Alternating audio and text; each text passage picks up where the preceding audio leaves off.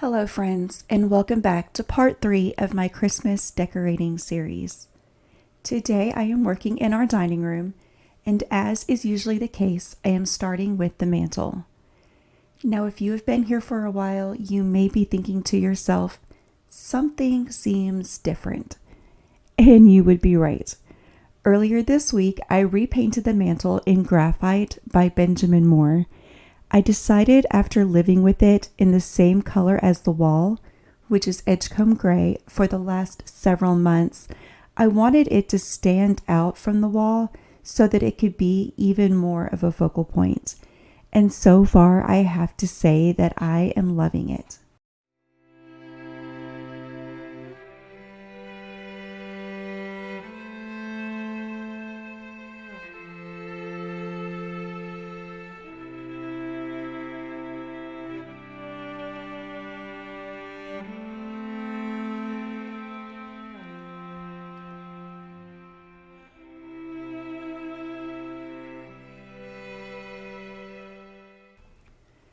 This year, I have been even more inspired than in previous years to really just use what I have and to incorporate handmade items into my decor.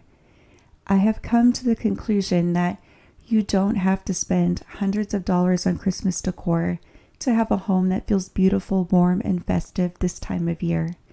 Sometimes less really is more.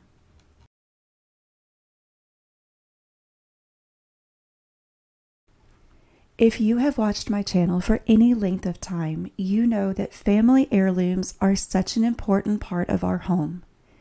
And this nearly antique wooden chair is one of the few items I have from my dad's side of the family. Years ago, I thought it would be a good idea to paint this chair white and then light blue, both of which were a mistake. Thankfully, the paint has been relatively easy to remove, and so has the old upholstery. I am really loving the chair in this new raw and deconstructed state, so much so that I think I'm going to leave it like this for a little bit, while I decide what to do with it in the future.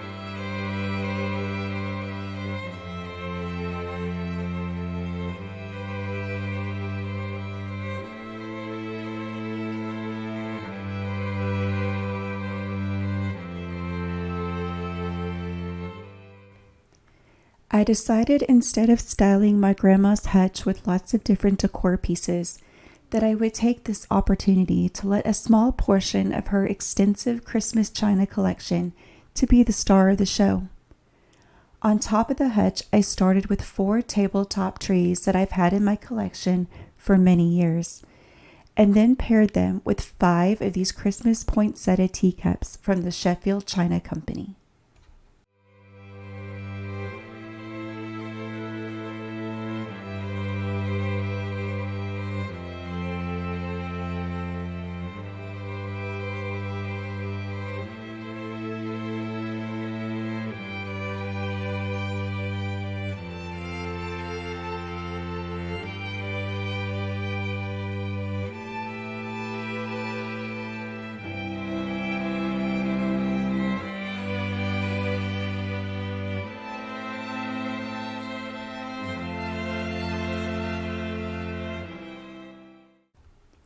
The bottom of the hutch is filled with my grandma's Lenox Christmas china. Every Christmas Eve dinner, we ate a large turkey dinner around the table that sits in my dining room, and we used this very china to eat that meal. Every year. It is a core childhood memory. I hope that by leaving them out on the hutch throughout the season, I will use them more and appreciate them more and enjoy them throughout the entire season.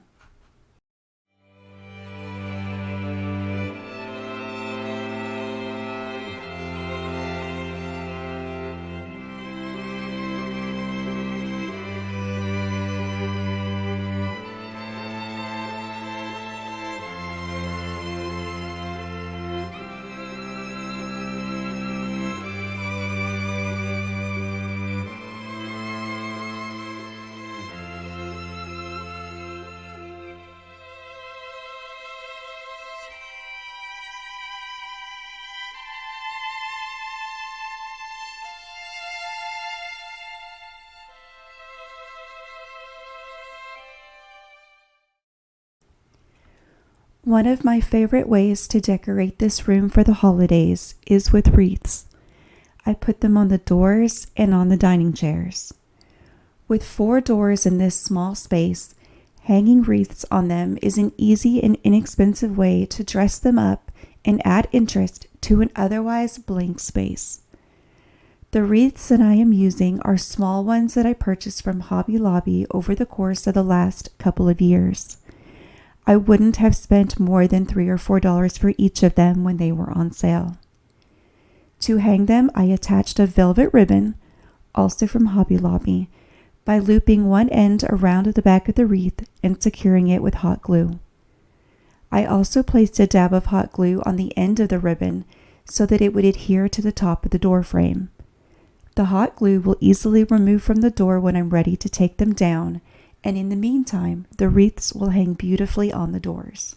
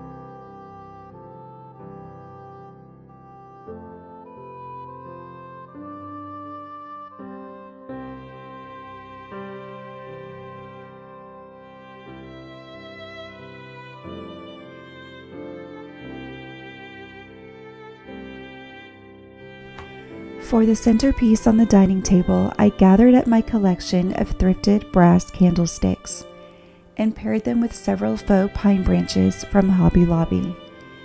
I did end up buying about 8 more of them this year at around $1.50 a piece.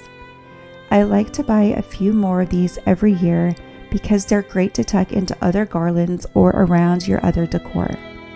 I think of them as a Christmas decor staple item, kind of like wreaths and garlands. Little pieces like this can be used every year regardless of whether your style changes or not, and that is why I really don't mind buying them. I do end up really fussing with these off camera to get them just the way that I want them around the candlesticks, but I didn't want to bore you guys with all of that.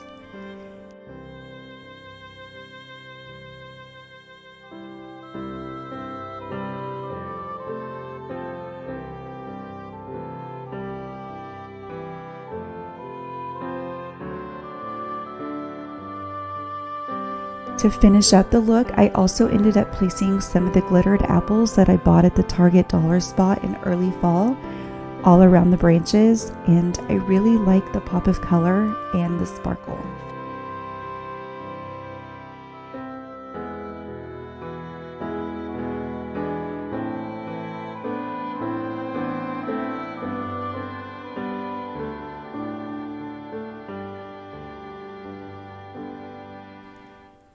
When I think about an old-fashioned Christmas, I think of popcorn garlands, paper chains, and cranberry and orange slice garlands, all three of which I plan to incorporate into my decor this year.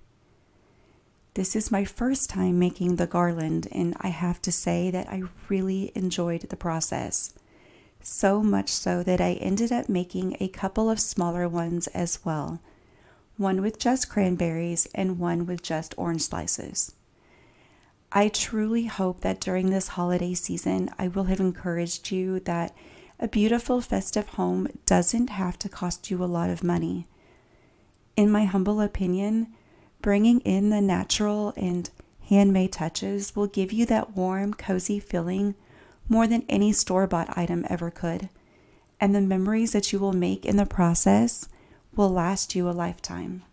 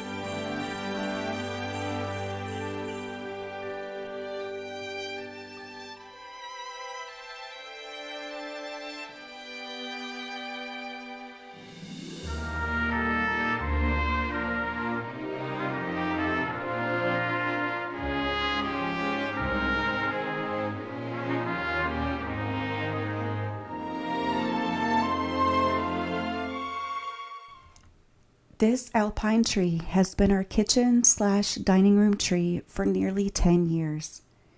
It always has some kind of a baking or candy theme, and the family looks forward to it every year. To decorate it this year, I'm using this faux popcorn and cranberry garland that I purchased from Hobby Lobby several years ago, as well as a set of these darling spice bag ornaments that I picked up many years ago at a sweet little shop that used to be in Canton, Texas.